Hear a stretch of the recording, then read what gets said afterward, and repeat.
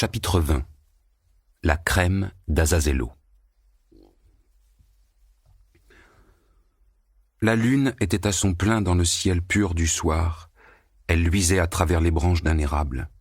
Les tilleuls et les acacias projetaient sur la terre un entrelac complexe de taches. La fenêtre à 3 carreaux de la tourelle, grande ouverte mais occultée par un store, répandait le feu d'enfer d'une manière électrique. Dans la chambre à coucher de Margarita Nikolaïevna, toutes les lampes brûlaient, éclairant un véritable capharnaüm. Sur la couverture du lit gisaient des chemises, des bas et des sous-vêtements. D'autres sous-vêtements froissés en boule traînaient tout simplement par terre à côté d'un paquet de cigarettes écrasé dans l'énervement. Des souliers se trouvaient sur la table de nuit près d'une tasse de café à moitié pleine et d'un cendrier où fumait un mégot. Sur le dossier d'une chaise était jetée une robe du soir de couleur noire. La chambre sentait le parfum, et l'on sentait en outre, venu d'on ne sait où, l'odeur d'un fer à repasser brûlant. Margarita Nikolaïevna était assise devant le trumeau, juste couverte d'un peignoir de bain jeté sur son corps nu, les pieds glissés dans des souliers de daim noir. Un bracelet-montre en or était disposé devant Margarita Nikolaïevna juste à côté de la petite boîte qu'elle avait reçue d'Azazello, et Margarita restait les yeux fixés sur le cadran. Par instants, elle avait l'impression que la montre était cassée et que les aiguilles n'avançaient plus.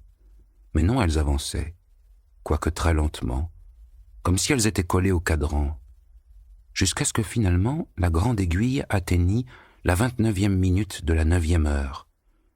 Le cœur de Marguerite se mit à battre au point qu'elle fut incapable un instant de prendre la petite boîte. Parvenant à se maîtriser, Marguerite l'ouvrit et vit dans la petite boîte une crème grasse et jaunâtre. Et il lui sembla qu'elle sentait la vase des marais. Du bout des doigts, Marguerite se mit un petit peu de crème dans sa paume et l'odeur de forêt et d'herbe des marais devint plus forte. Ensuite, de toute la paume, elle entreprit de se passer la crème sur le front et les joues.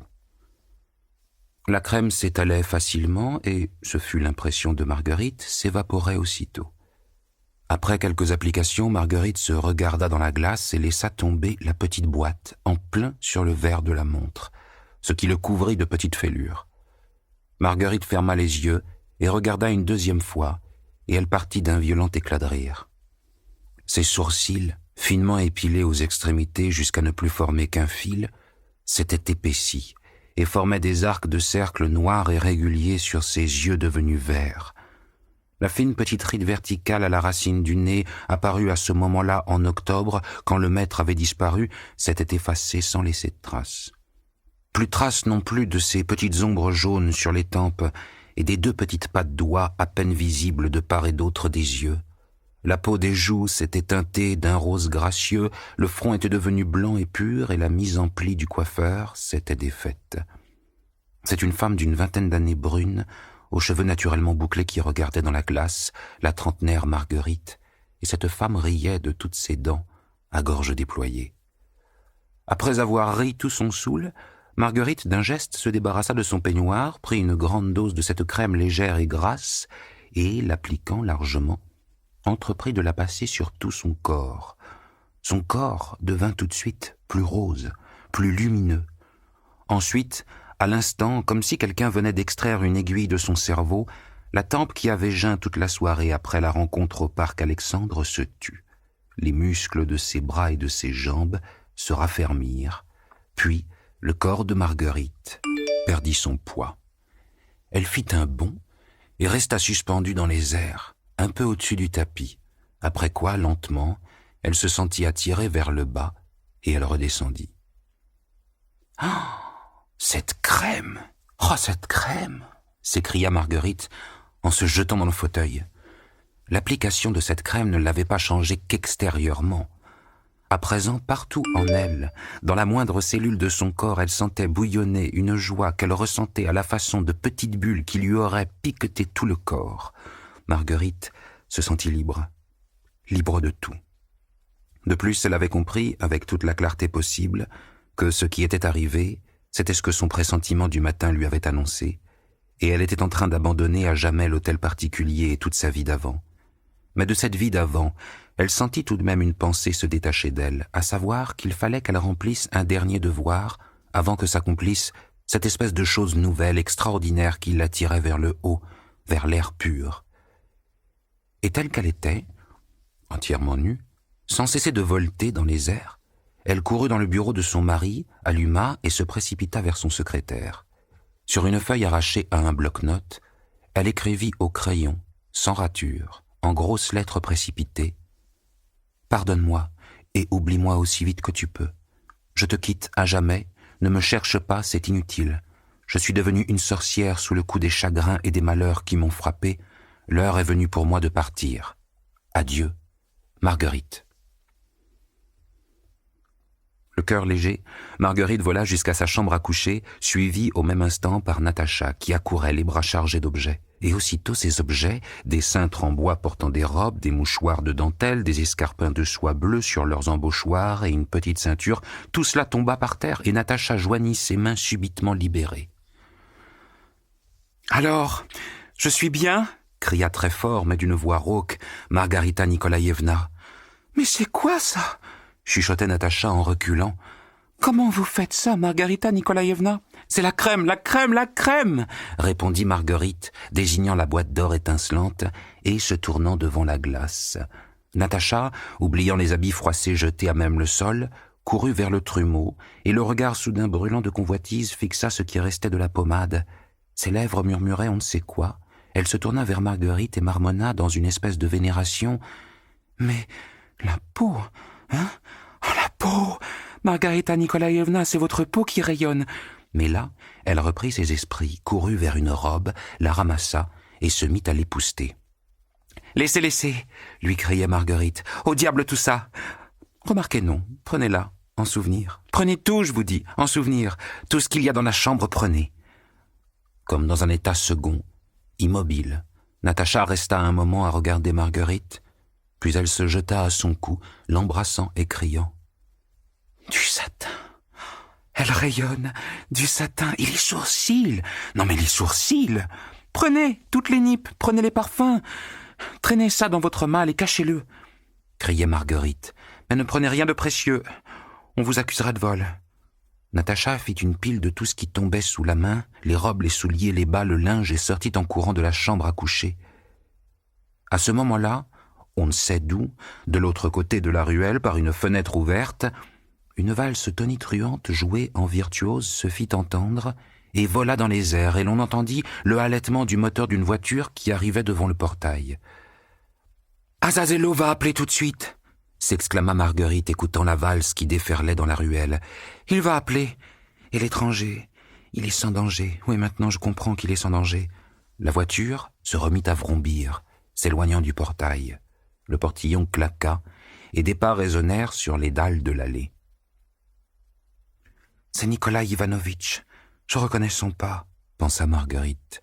« Il faut que je fasse quelque chose de très drôle et de très intéressant en guise d'adieu. » Marguerite, d'un large geste, repoussa le store et s'assit sur le rebord de la fenêtre, de biais, les mains nouées autour de son genou. La lumière de la lune lécha son côté droit. Marguerite leva la tête vers la lune et prit une mine rêveuse et poétique. Les pas claquèrent encore à 2 reprises, puis brusquement se turent. Après avoir contemplé la lune un bref instant et soupiré pour bien faire, Marguerite tourna la tête vers le jardin et vit de fait Nikolai Ivanovitch, qui habitait à l'étage du dessous du même hôtel particulier. La lune baignait Nikolai Ivanovitch d'une vive clarté. Il était assis sur un banc, et tout montrait qu'il s'y était affaissé d'un coup. Le pince-nez qu'il portait était de guingois, et il étreignait sa serviette. « Oh, c'est vous, Nikolai Ivanovitch !» dit Marguerite d'une voix mélancolique. « Bonsoir. Vous rentrez d'une réunion ?» À cela, Nikolai Ivanovitch ne répondit rien. « Et moi ?» poursuivit Marguerite, se penchant davantage vers le jardin. « Je suis solitaire, comme vous voyez. Je m'ennuie. Je regarde la lune et j'écoute la valse. » Marguerite se passa la main gauche sur la tempe pour arranger une boucle de cheveux, puis ajouta d'un air fâché « Ce n'est pas poli, Nikolai Ivanovitch. Quand même, je suis une dame à la fin. » « C'est grossier de ne pas répondre quand on vous parle. » Nikolai Ivanovitch, dont on voyait sous la lune jusqu'au dernier bouton de son gilet gris, jusqu'au dernier poil blond de son petit bouc, eut soudain un rictus frénétique, se leva de son banc, et, visiblement sans trop comprendre ce qu'il faisait tant il était troublé, au lieu d'ôter son chapeau, agita sa serviette et plia les genoux, comme s'il s'apprêtait à danser le kazatchok. « Ah, ce que vous êtes rasoir, Nikolai Ivanovitch !» poursuivit Marguerite. « En général, j'en ai tellement assez de vous tous que je n'arrive même pas à vous le dire. Et je suis si heureuse de vous quitter. Allez à tous les diables !» À ce moment-là, derrière Marguerite, le téléphone sonna. Marguerite sauta du rebord de la fenêtre et, oubliant Nikolai Ivanovitch, décrocha. « Ici, Azazello » dit la voix dans le combiné. « Mon cher Azazello » s'écria Marguerite. « C'est l'heure. Décoller » dit Azazello dans le combiné, et l'on sentait au son de sa voix que l'élan joyeux de Marguerite lui faisait sincèrement plaisir. « Quand vous volerez au-dessus du portail, criez « Invisible !» Ensuite, survolez un petit peu la ville, histoire de vous habituer, et puis prenez la direction du sud, droit vers le fleuve. On vous attend. » Marguerite raccrocha. Et à l'instant, dans la pièce d'à côté, elle entendit claudiquer un objet en bois qui frappa à la porte. Marguerite l'ouvrit toute grande, et le balai-brosse, sa brosse vers le haut, en dansant, volta dans la chambre à coucher. Du bout du manche, il frappait la mesure sur le sol, piaffait et se tendait vers la fenêtre. Marguerite eut un cri d'enthousiasme et sauta à califourchon sur le balai. C'est seulement là que la cavalière pensa une seconde que dans son agitation, elle avait oublié de s'habiller. Elle fonça au galop vers le lit et saisit la première chose qu'elle trouva, une fine chemise bleu ciel. Elle l'agita comme un étendard et s'envola par la fenêtre.